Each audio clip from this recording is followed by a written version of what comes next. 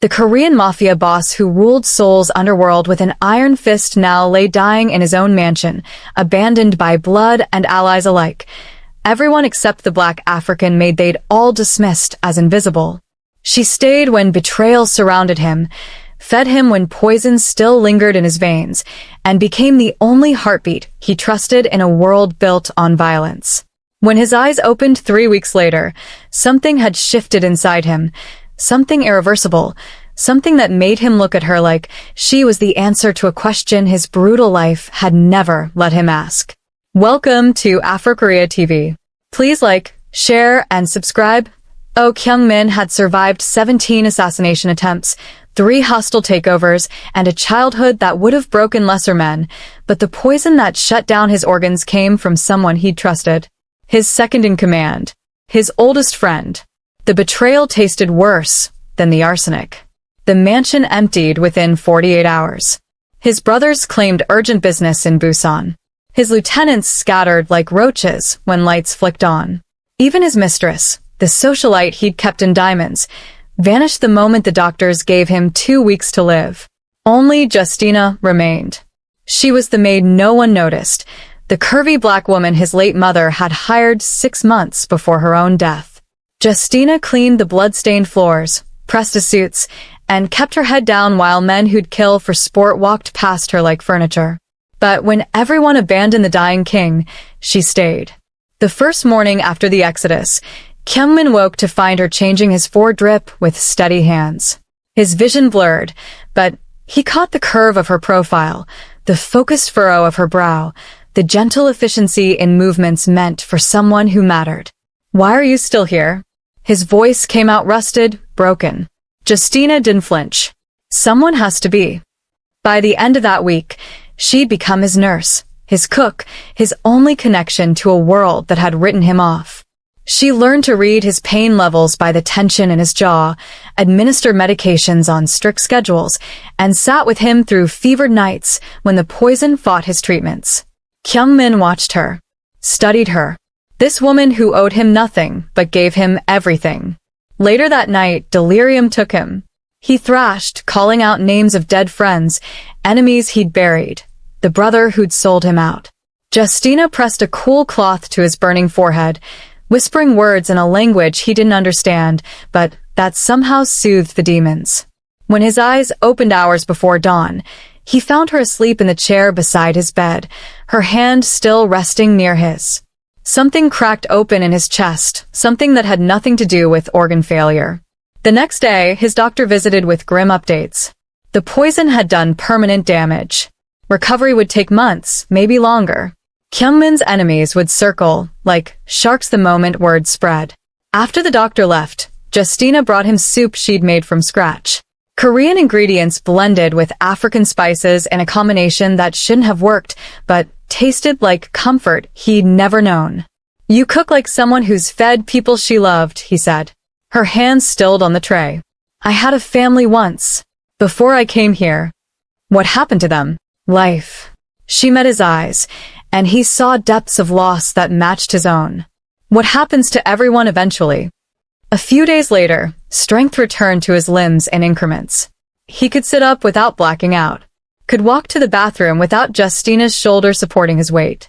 But he found himself reluctant to show too much improvement, because improvement meant she'd stop hovering close, stop touching him with those careful, professional hands. That evening, she helped him to the chair by the window overlooking the gardens his mother once tended. Seoul sprawled beyond the estate walls, a city he'd ruled from shadows, now continuing without him. "Do you miss it?" Justina asked, following his gaze. "I miss being feared." Honesty felt strange on his tongue. Fear meant safety. Respect meant order. Fear isn't the same as loyalty. He turned to study her face, the wisdom in eyes too young to hold such truths. "You're loyal. Why?" "I'm not loyal to what you were." She adjusted the blanket across his lap, her fingers brushing his. "I'm here for who you could be." The words haunted him long after she'd gone to bed in the staff quarters. The following morning, Kyung-min's phone, silent for weeks, began buzzing with messages. Word had leaked. The Seoul underworld now knew their emperor was mortal, vulnerable, ripe for replacement. His lawyer called with warnings. His accountant with concerns about frozen assets. His remaining contacts with barely concealed glee at his downfall. Kyungmin listened to it all with the same cold calculation that had built his empire. Then he deleted every contact except one, the private investigator he'd used for jobs that required discretion. Find out everything about Justina Okonkwo, he instructed. Everything. By the end of the week, the report arrived. She'd come to Korea 5 years ago on a work visa after her family died in a fire back home in Lagos.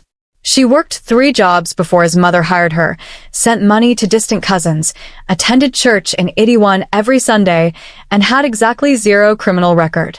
She was ordinary, innocent, everything his world corrupted and destroyed, which made what he felt for her absolutely forbidden. Later that night, Justina brought his evening medications and found him standing for the first time without assistance. Pride flashed across her face before she schooled it into professional neutrality. You're recovering faster than expected. I had good care. He took the pills, swallowed them dry, held her gaze. Justina. Yes. When I'm well, he stopped. Started again. You could leave. Find safer employment. I'd compensate you generously. Her expression shuddered. You want me to go? I want you safe from what comes next. She set down the water glass with deliberate care. I stayed when you were dying. You think I'll run now that you're healing? You should. Well. She moved to the door, paused with her hand on the frame. I've never been good at doing what I should. The door closed. Kyungmin pressed his palm against the wood, feeling the ghost of her warmth on the other side. A few days later, his strength returned enough for him to descend to his office, the command center of operations he'd neglected for a month. Files waited. Decisions demanded attention. But Kyungmin found his focus fracturing every time Justina passed the doorway. She wore simple clothes, practical, modest, but they couldn't hide the curves that had his hands itching to explore forbidden territory. The way fabric clung to her hips when she bent to dust shelves. The expanse of her throat when she tilted her head. The fullness of her mouth when she concentrated. He was staring. He needed to stop staring. Mr. O? She'd caught him. Heat crawled up his neck. Your lunch is ready. That evening, Kyungmin made a decision that would change everything. He found Justina in the kitchen preparing dinner, her hair wrapped in a colorful scarf, humming something melodic and heartbreaking. She didn't hear him approach, didn't notice him in the doorway watching her move through his space like she belonged. Justina. She turned, knife in hand, eyebrows raised. You should be resting. I need to tell you something. He entered the kitchen, invading her territory. My enemies will come for me soon. When they do, this house becomes a target. Concern darkened her features. Then we'll prepare defenses. You're not fully recovered. I need you away from this. The words came out harder than intended. I need you safe, somewhere they can't use you against me. Understanding dawned. Then defiance. No. It wasn't a request. And I'm not your subordinate to order around. She set down the knife, faced him fully. I chose to stay. I choose to keep staying. You don't understand what these men are capable of. Then explain it to me. She closed the distance between them, fearless, stunning. Stop protecting me from information and treat me like I have a brain. God, she was magnificent. Kyungmin caught her wrist, not rough, but firm enough to stop her advancing. Their faces inches apart. Her breath hitched. His pulse hammered. They'll torture you to hurt me, he said quietly. They'll break you to break me. And the confession stuck in his throat. I can't watch that happen. Then don't let it. Her free hand rose to his chest, palm over his thundering heart. Get stronger. Fight back. Win. And if I lose? You won't. Absolute certainty. Because you have something to protect now. The next morning, everything changed. Kyungmin woke to gunfire. 3 of his old enemies had formed an alliance, sent a strike team to finish what Poison hadn't. They breached the gates at dawn, armed for war, expecting an invalid and skeleton staff. They didn't expect Kyungmin to have spent the last week secretly rebuilding his strength, calling in favors and setting traps. But they especially didn't expect Justina. She'd heard the first shots, grabbed Kyungmin's emergency pistol from the office safe. Code, he didn't know she'd observe him entering, and position herself at the top of the main staircase. When the first man kicked open the bedroom door, she put 2 bullets in his chest. Kyungmin found her there minutes later, after his remaining loyal guards had eliminated the threat. She stood shaking, weapon still raised, eyes wide with adrenaline and terror. Justina. He approached like she was a spooked animal. It's over. You can lower the gun. She did. Then collapsed. He caught her before she hit the floor, gathered her against his chest, and carried her to his bedroom while his men cleaned up the carnage. She trembled in his arms, shock setting in, this woman who'd been so brave now fracturing. I killed him, she whispered. You saved yourself. Saved me. Kyungmin laid her on his bed, brushed curls from her face. You were extraordinary. I've never. Her breath came in gasps. I didn't think I could. Breathe, Justina. Just breathe. He stayed with her through the panic attack, held her hand, murmured reassurances in Korean and broken English. When her breathing finally steadied, she looked up at him with something raw and vulnerable. They'll come back, won't they? This isn't over. No. He traced her cheekbone with his thumb. It's just beginning. Later that night, after police had been paid off and bodies removed, Kyungmin called a meeting with his remaining inner circle. 5 men who'd proven loyal, who'd returned when word spread of the attack. We go to war, he announced. Total war. Against everyone who betrayed me. Everyone who thought me weak. Everyone who touched what's mine. His lieutenant frowned. What's changed? We've been defensive for weeks. Kyungmin's gaze found Justina watching from the doorway, a blanket around her shoulders, still shaken but present. Everything, he said simply. By the end of the week, Seoul's underworld learned that Kyungmin wasn't just alive, he was vengeful. He moved against his traitors with surgical precision. The second-in-command who'd poisoned him was found floating in the Han River.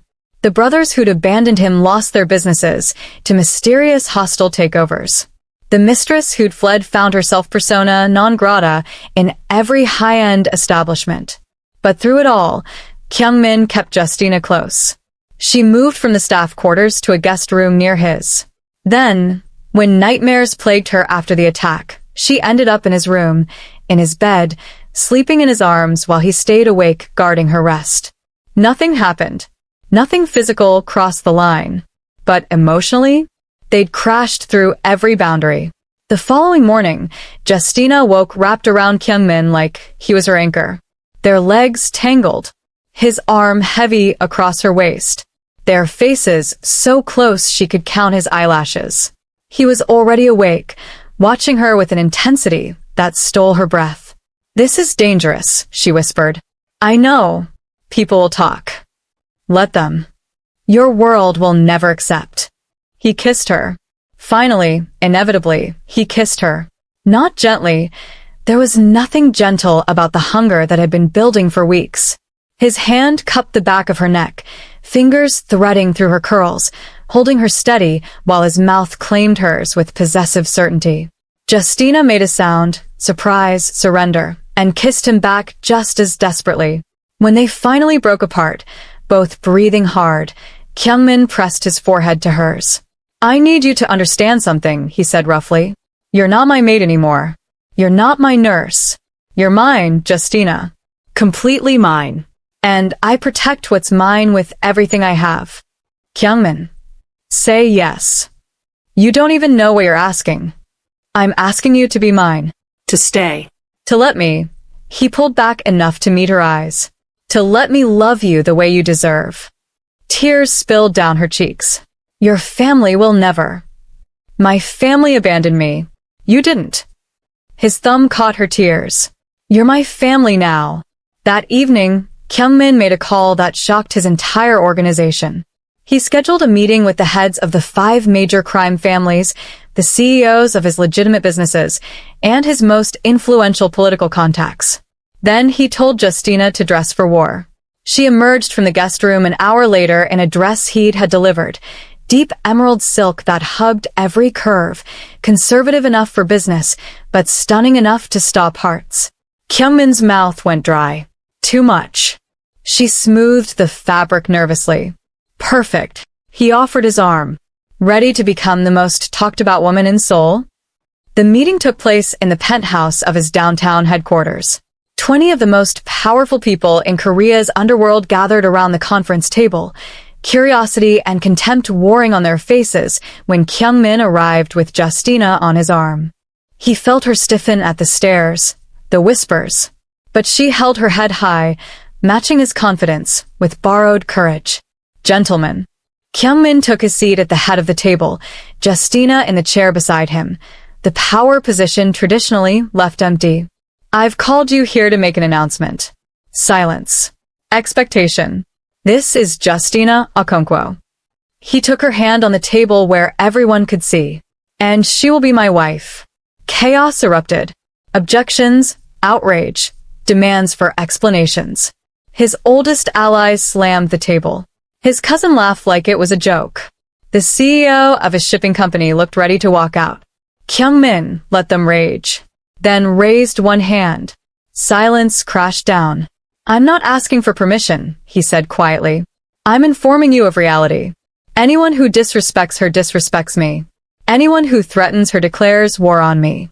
Anyone who questions this decision can leave now and forfeit all business relationships. No one moved. Good. He stood, drawing Justina up with him. The wedding will be in 3 months. You're all invited. Attendance is mandatory. Later that night, back at the mansion, Justina collapsed onto the sofa with a shaky laugh. That was insane. That was necessary. Kyungmin poured them both whiskey. Now, everyone knows you're protected. Protected or targeted? Both. He handed her a glass, sat beside her. Justina, you can still walk away. I'll give you everything you need to disappear. Start over somewhere safe. Stop. She set down her glass, turned to face him fully. Stop giving me exits. I'm not taking them. You should. Well, I'm not. She cupped his face, forced him to look at her. I see you, Kyungmin. The real you, under all the violence and power. And I'm choosing this. Choosing you. Something in him broke.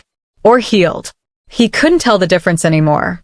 He kissed her again, deeper this time, pulling her into his lap until she straddled him. Her hands slid into his hair. His found the curves of her waist, her hips, burning the feel of her into memory. Justina, he breathed against her mouth. I know. She pulled back just enough to meet his eyes. Me too. A few days later, Kyungmin's lawyer delivered documents that legally changed Justina's status. She was no longer an employee. She was his registered fiancée, with access to his accounts, protection under his name, and rights that would shield her if anything happened to him. You didn't have to. I did. He signed the final page. Everything I have is yours now. That evening, Justina made dinner, her African stew with Korean sides, and they ate together in comfortable silence. This domestic simplicity felt more dangerous than any gunfight, more powerful than any business deal, because this felt like forever. Later that night, storm clouds gathered over Seoul. Rain lashed the windows while thunder rattled the mansion's foundation. Justina appeared at Kyungmin's bedroom door, silhouetted by lightning. Can't sleep? She shook her head. Can I? Yes. He pulled back the covers. Always yes. She crossed the room, slipped into bed beside him, and curled into his warmth. His arms came around her automatically, holding her close while the storm raged outside. Tell me about your family, she whispered. Your real family before all this. So he did. Told her about a mother who'd loved books and gardens, a father who'd been murdered when Kyungmin was 12, brothers who'd seen opportunity in tragedy. He told her about the choices that led him down this path, the violence that became normal, the loneliness of power. And she told him about Lagos. About parents who'd worked themselves to death, siblings lost to poverty and disease, dreams abandoned to survive. about coming to Korea with nothing and building a life from scraps. "We're both orphans," she said softly, "looking for home. I found mine." He kissed her forehead. "You're my home, Justina." The next morning, everything shattered. Kyungmin's cousin, the one who'd laughed at the engagement announcement, made his move. He'd been building an alliance in secret, convincing half of Kyungmin's organization that their leader had gone soft, been compromised by a woman. The coup attempt came at dawn. Gunfire woke them. Kyungmin had seconds to react, grabbing the gun under his pillow and pushing Justina toward the safe room his mother had built decades ago. "No," she fought him. "Go." He shoved her through the hidden door. "Lock it. Don't open for anyone but me." Their eyes met for one desperate second. Then he slammed the door between them. The battle was brutal. Kyungmin's loyal guards fought the traitors through the mansion's halls, blood staining his mother's carpets, bullets destroying priceless art. He moved through the chaos with cold precision, protecting his home, his territory, his future. When he found his cousin in the office, gun raised, Kyungmin didn't hesitate. "You brought war to my house," Kyungmin said quietly. "Over a woman you think makes me weak. You've lost focus. Gone soft for some." The bullet cut him off. Kyungmin shot his own blood without flinching because family meant nothing when it threatened what mattered. By the end of the hour, the coup had failed. Traitors lay dead or captured. Kyungmin's remaining men looked at him with renewed fear and respect. He'd proven the woman didn't weaken him. She made him absolutely ruthless in her defense. Kyungmin returned to the safe room covered in blood, none of it his, and knocked the pattern only Justina would recognize. The door opened. She stood there pale and terrified, eyes scanning him for injuries. "You're hurt." "Not my blood." He pulled her out into his arms, breathing her in. "It's over. You're safe." She trembled against him. "I heard the gunfire. I thought." "I know." He tilted her face up. "But I told you. I protect what's mine." That evening, after the bodies had been removed and his remaining organization had sworn renewed oaths, Kyungmin found Justina standing in the garden his mother once tended. She'd changed from her blood-spattered nightgown into simple clothes, but she looked shell-shocked, traumatized. He'd brought violence into her life, and she'd paid the price. "I should let you go," he said from behind her. "You tried that already." She didn't turn. "I stayed. This will keep happening. Every enemy I've made, every rival who wants my position, they'll use you against me. Then we eliminate them first." Now he did move closer, turned her to face him. "Justina, I'm not naive." Her voice steadied. "I know what your world is, what you do, and I'm choosing it anyway. Choosing you anyway." "Why?" "Because somewhere between you dying and you living, between me staying and you recovering, I fell completely in love with you." The words came out fierce, certain. "And love isn't something I do halfway." Kyungmin kissed her then, in the garden where his mother used to sing, surrounded by roses and blood-soaked history. He kissed her like she was oxygen, like she was redemption, like she was the only good thing his brutal life had ever produced. When they finally broke apart, he said the words he'd never spoken to another soul. "I love you." Completely. Desperately. In ways that probably aren't healthy. She laughed, tears streaming. "Good. Because I need all of you, even the broken parts." "Especially the broken parts," he corrected. "Those are the ones you healed." A few days later, Seoul's elite received invitations to the event of the year, Oh Kyungmin's wedding to Justina Okonkwo. The society pages exploded. Gossip columns speculated wildly. His enemies plotted. But Kyungmin moved forward with absolute certainty. He hired the best wedding planner in Korea, gave them an unlimited budget and only one instruction: make it worthy of her. The preparations consumed the next month. Justina tried to participate, but Kyungmin kept surprising her with decisions already made. The venue, his mother's favorite garden, restored to glory. The menu, fusion of Korean and Nigerian cuisine. The guest list, everyone who mattered plus everyone who doubted them. "You're taking over my wedding," she protested. "Our wedding."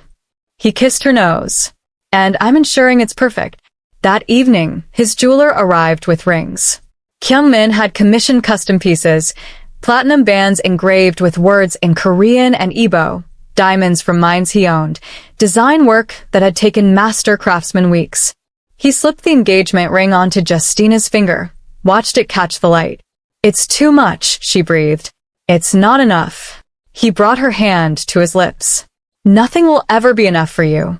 Later that night, Justina found herself in Kyungmin's arms again, their bodies pressed close, desire building to an impossible crescendo. His hands mapped her curves through silk pajamas. Her fingers traced the scars on his chest, reminders of a life spent in violence. "Kyungmin," she breathed when his mouth found her throat. "Tell me to stop," he murmured against her skin. "Tell me we should wait." "I don't want to wait." His control snapped. He kissed her deeply, thoroughly, walking her backward toward the bed while his hands found the hem of her top. She tugged at his shirt, desperate for skin against skin. They fell onto the mattress in a tangle of limbs and breathless laughter. "Are you sure?" he asked one more time. "I've never been more sure of anything." What followed was tender and consuming, desperate and careful, two broken people finally finding healing in each other. Kyungmin took his time learning her body, memorizing what made her gasp, what made her moan his name. And Justina gave herself completely, trusting him with vulnerabilities she'd never shared. When they finally came together, it felt like coming home. Intimate scene fades to black. The morning light found them still tangled together, Kyungmin tracing patterns on Justina's bare shoulder while she dozed against his chest. He should feel satisfied, victorious. But dread coiled in his gut because he knew what women thought after nights like this, that men got what they wanted and vanished. When Justina's eyes opened, he saw the fear flash across her face before she masked it. "Good morning," she said carefully. Too carefully. "What's wrong?" He caught her chin when she tried to look away. "Nothing." She sat up, pulling the sheet with her. "I should probably go back to my room before your staff." "Justina." "It's fine. Really. I don't expect." "Stop." He pulled her back down, pinned her with his gaze. "What are you afraid of?" She bit her lip. "That last night was just that you'll. Understanding crashed through him. "You think I'm done with you?" That this was. Fury and heartbreak warred in his chest. "Justina, I'm marrying you in 2 weeks. Last night wasn't me taking something. It was me giving you everything." Tears spilled. People say things in a moment. "I'm not people." He cupped her face. "I'm the man who's been obsessed with you since you stayed when everyone else left. I'm the man who declared war on half of Seoul to protect you. I'm the man who will burn this entire city down if you try to leave me now. Kyungmin, you're mine. Completely mine. And I'm yours. Do you understand?" She nodded, crying openly now. He kissed her tears away, whispering promises in Korean, in English, in languages of touch and devotion. But when he finally fell asleep again hours later, exhausted and content, Justina lay awake staring at the ceiling. Because she loved him. God, she loved him. But she was a black woman in a world that barely tolerated her existence, about to marry a man whose enemies would use every vulnerability against him. What if she became his weakness instead of his strength? What if loving her cost him everything? By the time dawn broke properly, Justina had made her decision. She slipped from bed while Kyungmin slept, dressed quietly, and packed a single bag with essentials. Left a note that said simply, "I love you too much to destroy you." Then she walked out of the mansion, out of his life, believing she was saving him. She made it 3 blocks before his car cut her off. Kyungmin emerged in yesterday's clothes, hair disheveled, eyes absolutely wild. He'd clearly thrown on whatever was nearby and chased her the second he'd found her gone. "Did you really think I'd let you leave?" His voice was deadly quiet. "Kyungmin, please. Get in the car." "You don't understand." "Get in the car, Justina." The command in his voice sent shivers down her spine. She got in the car. He drove them back to the mansion in silence, knuckles white on the steering wheel. When they arrived, he pulled her inside, up the stairs, into his office, and slammed the door. Explain. One word. Glacial with barely controlled rage. I was protecting you. From what? He exploded. From happiness? From love? From the only good thing in my miserable existence. From your enemies using me to destroy you.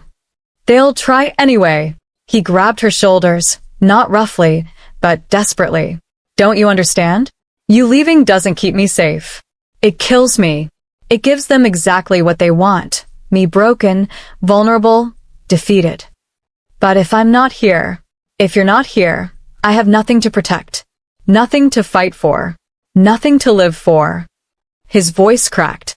You want to save me? Then stay. Be my reason to win. Justina crumbled. I'm so scared. Of what? Of not being enough. Of failing you. Of this world chewing us up and spitting us out.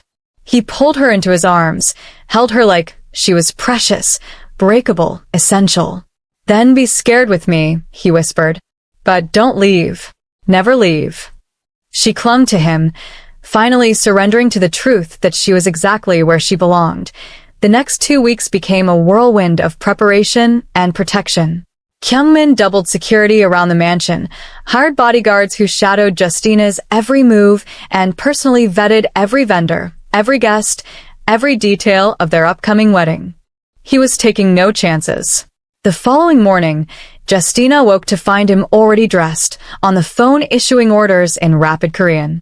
When he noticed her awake, his expression softened immediately. Go back to sleep. You need rest. I'm not fragile, she protested. No. He crossed to the bed, kissed her forehead. You're precious. There's a difference. That evening, his wedding planner arrived with final decisions.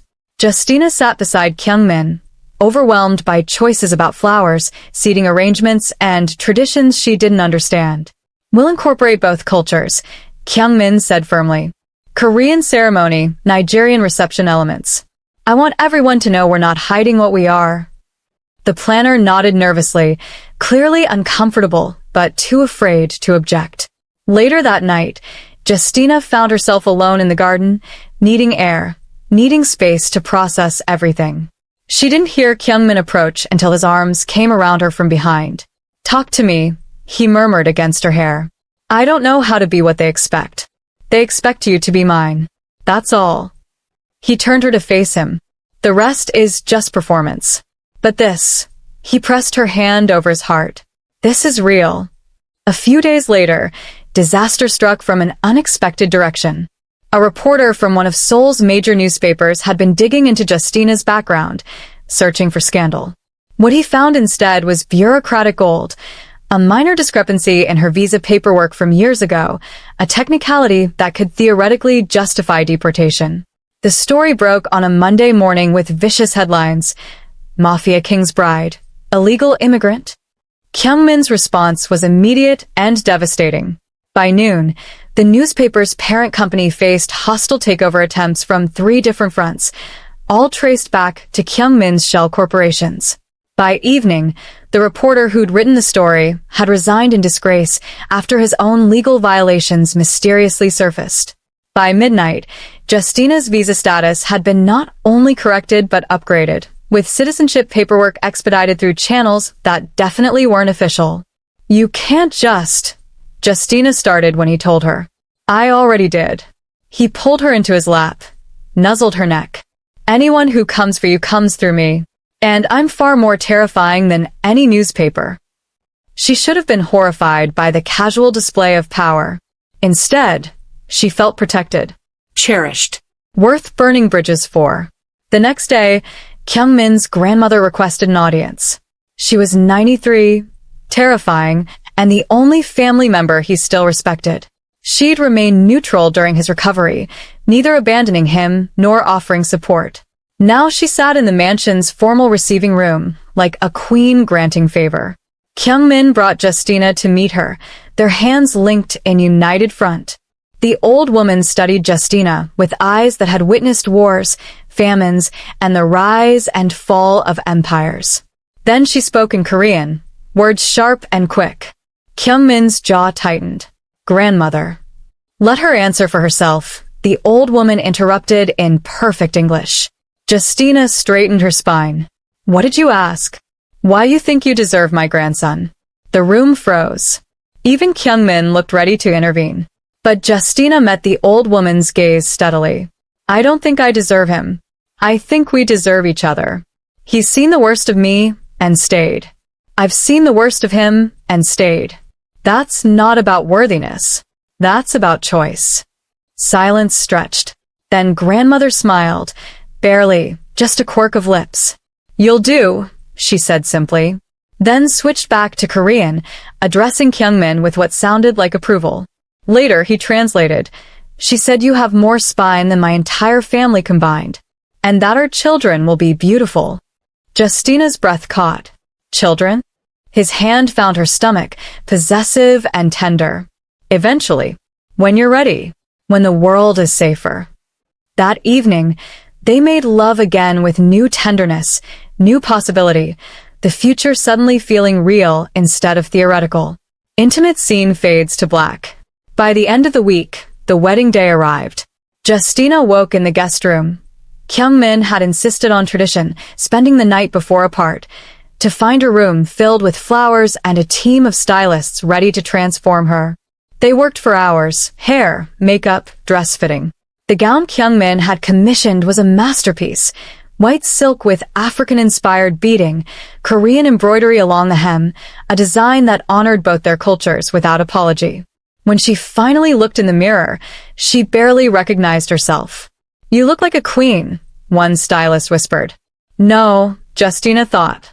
I look like someone who matters. Meanwhile, Kyungmin prepared in his own wing with his remaining loyal men. His best man, his most trusted lieutenant, helped him with cufflinks while delivering security updates. Perimeter is secure. Guests are being screened. No threats detected. Yet, Kyungmin corrected. Stay alert, because he knew his enemies. Knew they'd view today as opportunity. Him distracted, vulnerable, focused on love instead of war. Let them try. He was ready. The ceremony took place in the restored garden at sunset. 300 guests filled seats. Crime bosses beside legitimate businessmen, politicians beside underground fixers, all united in witnessing history. Kyungmin stood at the altar in a custom suit, heart thundering, watching the garden entrance. Then Justina appeared. The world stopped. She walked toward him unescorted. Her choice, declaring her independence, and every eye tracked her progress. She was stunning, radiant, absolutely his. When she reached him, Kyungmin took her hands and forgot anyone else existed. The ceremony blended traditions, Korean bows, Nigerian prayers, vows in 3 languages. When the officiant finally pronounced them married, Kyungmin kissed his wife like a man claiming his salvation. The reception that followed was legendary. Music, dancing, food that celebrated both their heritages. Kyungmin kept Justina close, his hand never leaving her waist, his eyes tracking every person who approached them. You can relax, she whispered during their first dance. Not until you're safe in our bed tonight. His mouth brushed her ear. And maybe not even then. But relaxation wasn't an option. Halfway through dinner, Kyungmin's head of security approached with urgent news. One of the vetted guests had slipped away from the party, been found tampering with the mansion's security systems. An infiltrator. Kyungmin's expression went cold. Handle it quietly. Don't disrupt the celebration. The man was removed, interrogated, and revealed to be working for a rival family seeking leverage. Kyungmin made a single phone call, and by midnight, that rival family's operations would be ashes. But he kept smiling, kept dancing with his wife, kept pretending nothing was wrong. Justina noticed anyway. What happened? Nothing that matters more than this moment. Later that night, after guests had departed and the mansion had been secured, Kyungmin carried Justina across the threshold of the master bedroom. Officially, there's now no more guest rooms or separation. He set her down gently, began working the intricate buttons on her dress. Mrs. O, he murmured against her neck. She shivered. I'm keeping Okonkwo, too. I'd expect nothing less. The dress pooled at her feet. Justina Akonkoo. It suits you. What followed was celebration and consummation, tender and passionate. Two people finally united in every way that mattered. Intimate scene fades to black. The following morning, they woke as husband and wife to a world that had shifted overnight. News of their wedding had spread beyond Seoul, beyond Korea. International media picked up the story. Powerful crime boss marries African immigrant in defiant display.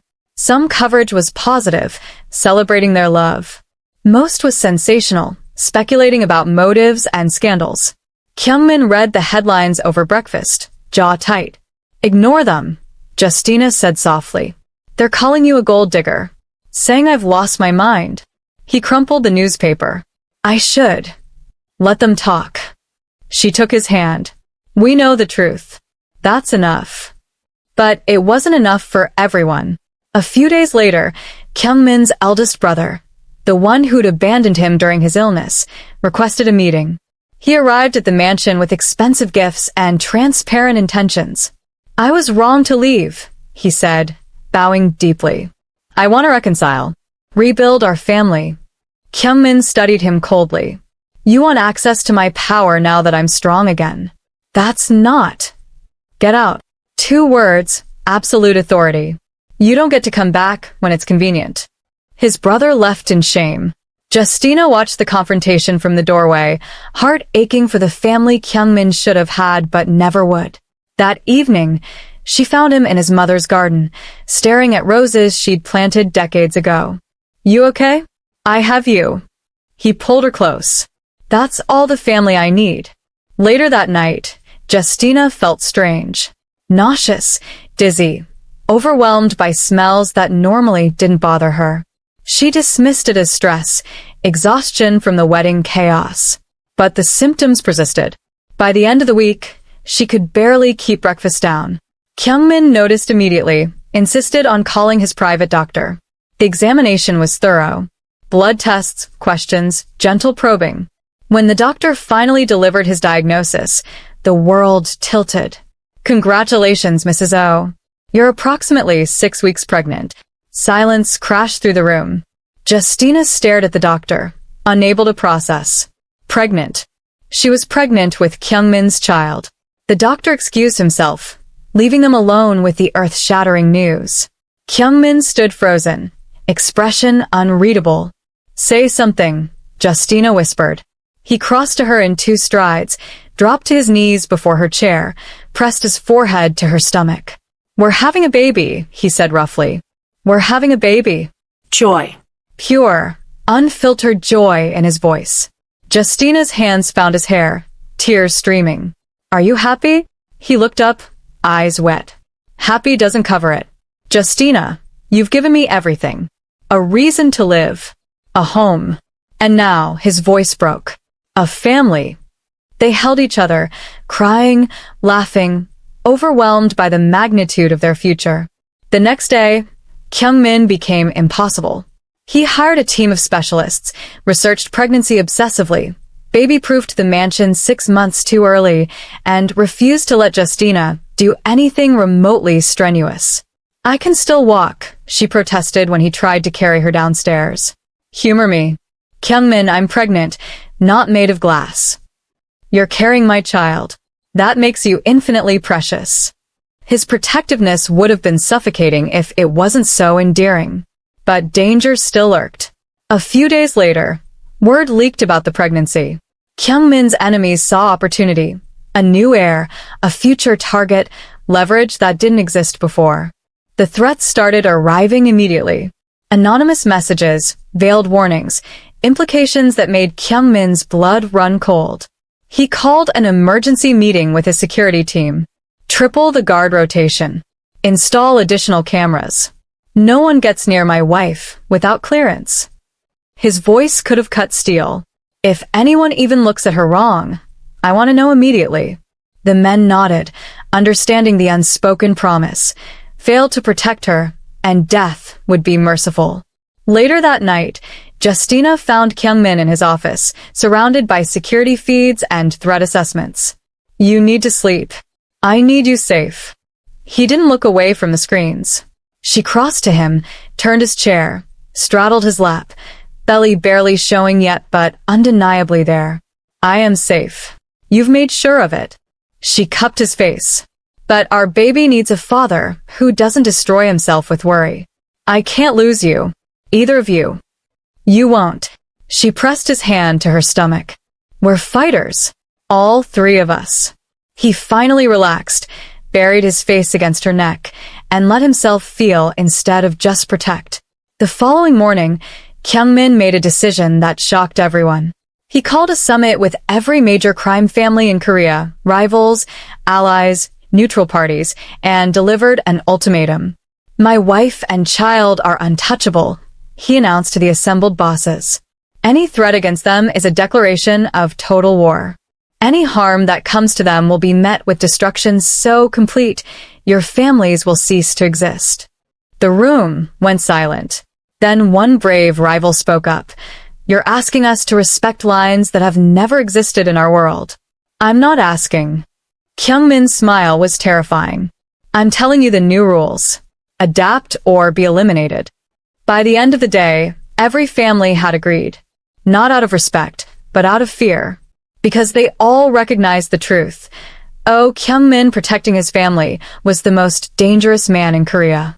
A few days later, Justina experienced her first real pregnancy scare.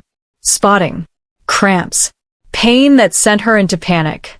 Kyungmin rushed her to the hospital, held her hand while doctors examined her, nearly destroyed the waiting room when they made him leave. After an hour that felt like eternity, the doctor emerged with reassuring news. Everything was fine. Just normal first trimester symptoms, nothing dangerous. But the scare left them both shaken. That evening, back at the mansion, Kyungmin held Justina like she might disappear. I can't do this, he whispered. I can't survive if something happens to you. Nothing's going to happen. You don't know that. Pregnancy is dangerous. Childbirth kills women every day. And in my world with my enemies, he was spiraling. Kyungmin. She forced him to meet her eyes. I'm scared too. But we face it together. That's what marriage means. He kissed her then, desperate and tender, pouring every fear and hope into the connection. By the end of the week, Kyungmin had made another radical decision. He announced his retirement from active leadership of the criminal organization. He'd maintain ownership, keep profits flowing, but daily operations would transfer to his most trusted lieutenant. The underworld erupted in speculation. Was he going soft? Losing his edge? Being forced out? Kyungmin didn't care about their theories. I'm choosing my family, he told Justina. You and our baby matter more than empire. She cried, overwhelmed by the sacrifice he was making for them. The next few months passed in cautious joy. Justina's belly grew. Kyungmin attended every doctor's appointment, and they transformed a guest room into a nursery that blended Korean and Nigerian influences. They learned they were having a girl. Kyungmin wept when the ultrasound technician revealed the gender. A daughter. He'd have a daughter with Justina's eyes and his determination. She's going to be trouble, Justina said fondly, watching him process. She's going to be perfect. He kissed her stomach. Just like her mother. Later that night, they lay in bed discussing names, futures, the life they were building. What if she faces the same prejudice I did? Justina asked quietly. Then we teach her to be strong, to know her worth. Kyungmin's hand splayed protectively over her belly. And anyone who tries to diminish her will answer to me. The following morning, the final thread emerged. Kyungmin's second cousin, a man he'd barely known, had been orchestrating a long-game revenge for perceived slights. He'd hired mercenaries, planned an attack, intended to kidnap Justina and use her to destroy Kyungmin completely.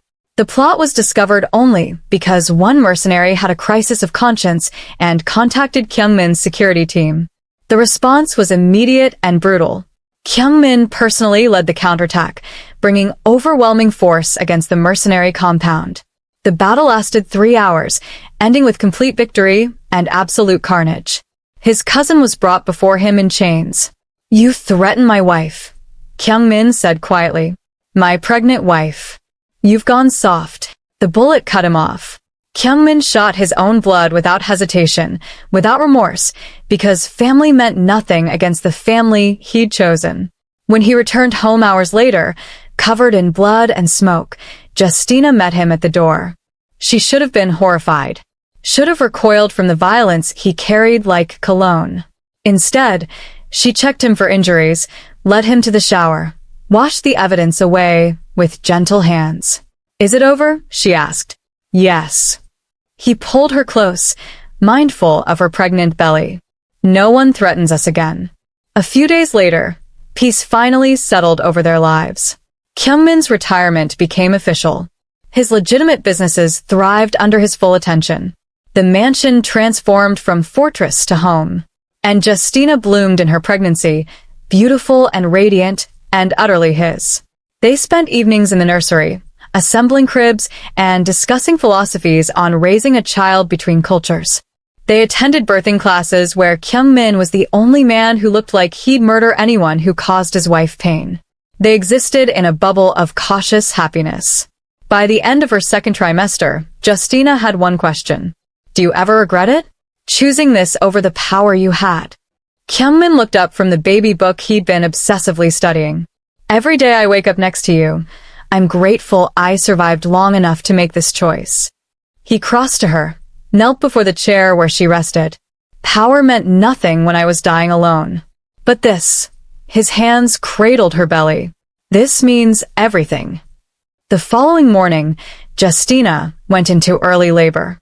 Panic consumed the mansion. Kyungmin called his entire medical team, had Justina rushed to the private hospital he'd essentially purchased for this moment, and refused to leave her side. Labor was long, difficult, terrifying.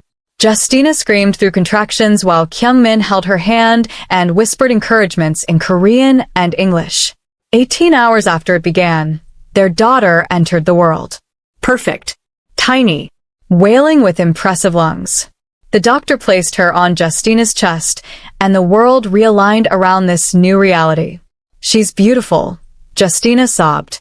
Kyungmin couldn't speak, could only stare at his daughter, his actual daughter, with wonder that bordered on religious experience.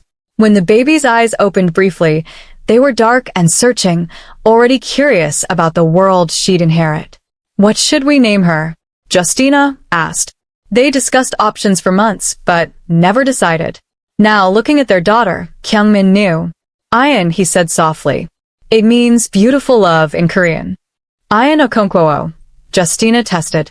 Perfect. Later that night, after visitors had been chased away and nurses had finished their checks, the three of them lay together in the hospital bed. Ayan slept between them, peaceful and unaware of the empires that had burned for her existence. We did it, Justina whispered. We survived, Kyungmin corrected.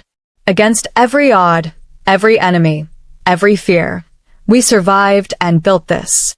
She laced her fingers through his over their daughter's tiny body. What happens now? Now. He smiled, actually smiled with pure joy. Now we live. We raise her. We show her what real family looks like. And your world? The violence. I'm done with that world. I have everything I need right here. The next few weeks passed in exhausted bliss.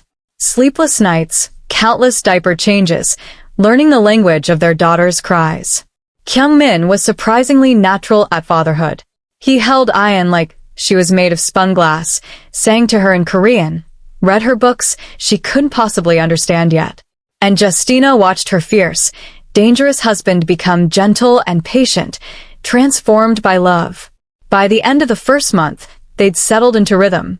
Kyungmin worked from home, managing legitimate businesses, while Ayan slept nearby.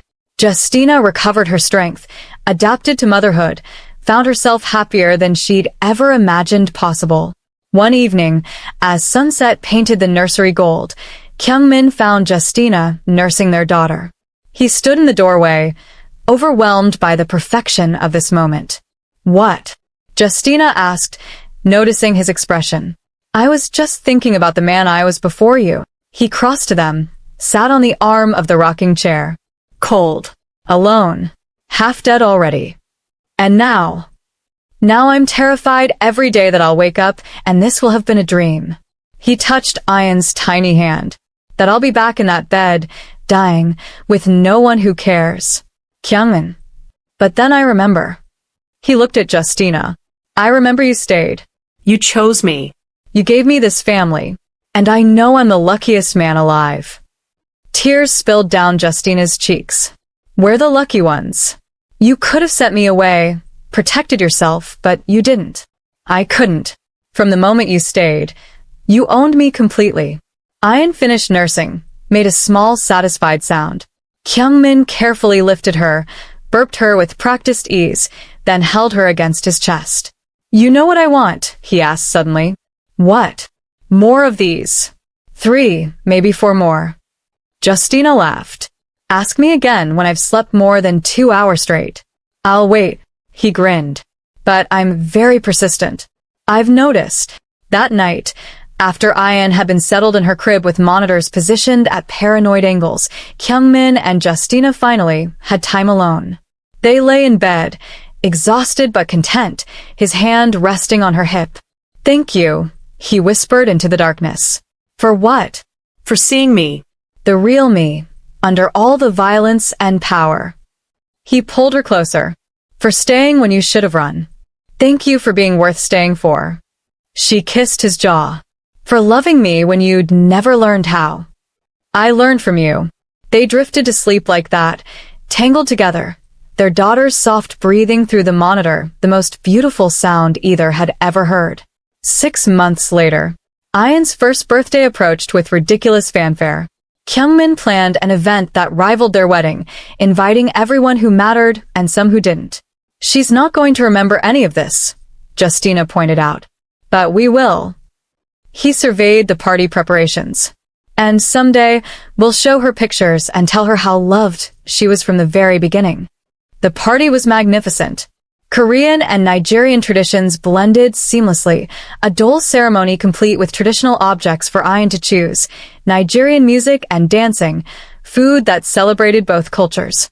Ayan, dressed in a custom hanbok with African print accents, grabbed the book during her dole ceremony, signifying she'd grow up to be scholarly.